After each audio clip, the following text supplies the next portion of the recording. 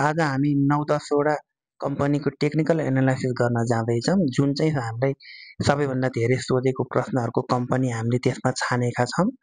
र यो पहिलो धेरै सोधेकोमा निफ्रा पनि परेकोले हेर्नु त मित्रहरू, निफ्रा चाहिँ अहिले 275 देखि 80 सम्म चाहिँ सपोर्ट जोनमा रहेको छ। यो मूल्यमा पाउनुभयो भने तपाईँले यसमा फाइदा हुने नै देखिन्छ, तर स्टप लस पनि हाल्न चाहिँ नबिर्सनु होला। यसको स्ट्रङ रेसिस्टेन्स चाहिँ 345 देखि 55-65 सम्म रहेको छ। अहिले नेप्सेमा चाहिँ अब एक्सटर्नल फ्याक्टर भन्नाले हाम्रो बजेटको कुरो आइसकेको छ र बजेटले सपोर्टै गरेकोले अब हरेक कम्पनी बढ्दाखेरि निफ्रा पनि बढेर यसको स्ट्रङ रेसिस्टेन्ससम्म पुग्ने सम्भावना छ। र सानीमा पनि सोधेको प्रश्नमा धेरै नै परेकोले यसको चाहिँ सपोर्ट चाहिँ 315 देखि 22, 23, 25 सम्म रहेको छ। सानीमाको पनि स्ट्रङ सपोर्ट 375 देखि 80-85 रहेको छ। यो पनि तपाईँले आफ्नो वाच लिस्टमा राख्न सक्नुहुनेछ बाईको लागि भनेर। र अर्को एनआरएम रहेको छ, यो चाहिँ हाम्रो 450 देखि 60 चाहिँ सपोर्ट एरियामा रहेको छ। फर्स्ट टार्गेट चाहिँ यसको 505 देखि 15 र अर्को सेकेन्ड टार्गेट चाहिँ 600 देखि 620 नै रहेकोले यसलाई पनि ध्यान दिनु होला।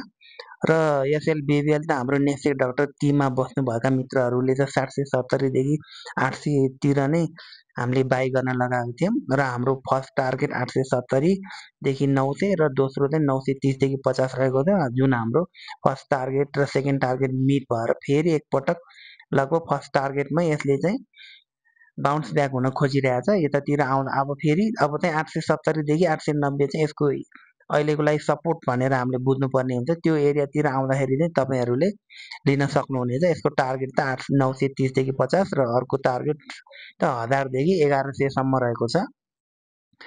र समतालाई पनि ध्यान दिनु होला। समता चाहिँ अहिलेसम्म चाहिँ भएको कम्पनीहरूमध्ये चाहिँ रिस्क रिवार्ड रेसियो हेर्ने भने सबैभन्दा राम्रो कम्पनी यही रहेको देखिन्छ। रिस्क रिवार्डको अनुसार मैले यसको फन्डामेन्टल केही भनेको छैन, चेक पनि गरेको छैन।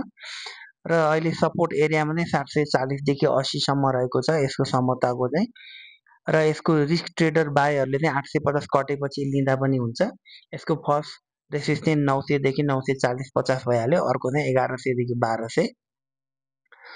र बजेटबाट चाहिँ हामीले अब खासै नेगेटिभ केही न्युज नआएकोले चाहिँ पोजिटिभै हुने सम्भावना धेरै देखिएको छ। बजेटबाट नेप्से बढ्ने चाहिँ अलि राम्रो नै सम्भावना देखिन्छ बजेटको अनुसार।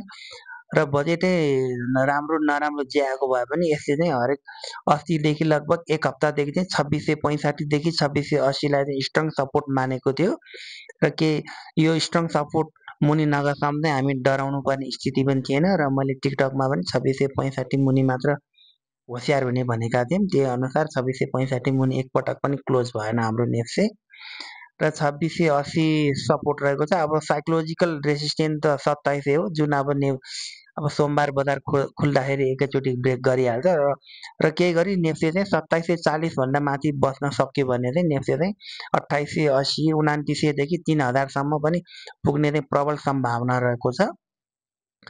र तपाईहरुको पनि कुनै प्रश्नहरू सल्लाह छ भने चाहिँ हामीलाई सोध्न सक्नुहुनेछ। र नेप्से डाक्टर टिममै बसेर तपाईहरुले चाहिँ मार्केट आवरमा के गर्ने के नगर्ने भन्ने थाहा पाउन पनि सक्नुहुनेछ। यसको लागि चाहिँ तपाईहरुले चाहिँ हामीलाई मेसेज पठाउन सक्नुहुनेछ र स्मार्ट चार्ट लिएका मित्रहरू चाहिँ यसमा सजिलै बस्न सक्नुहुन्छ। यसको लागि तपाईले स्मार्ट चार्ट लिनलाई चाहिँ नेप्से डाक्टरको प्रोमो कोड युज गर्नुपर्ने हुन्छ। त्यो युज गर्नुभएका मित्रहरूलाई चाहिँ हामीले नेप्से डाक्टरको ग्रुपमा चाहिँ फ्रीमा चाहिँ राख्नेछौँ। यसरी चाहिँ हाम्रो एउटा नेप्से डाक्टरको चाहिँ ग्रुप बनाएको छौँ। यसमा तपाईहरुलाई एड हुनलाई चाहिँ हामीले चाहिँ तपाईहरुले स्मार्ट चार्टको NEPSE doctor promo code use गर्नुभयो भने हुन्छ। नत्र अर्को पनि हामीलाई मेसेज गरेर हेर्नु, हामी तपाईको समस्या अनुसार समाधान दिनेछौँ। आजलाई यति नै, हस्त, धन्यवाद।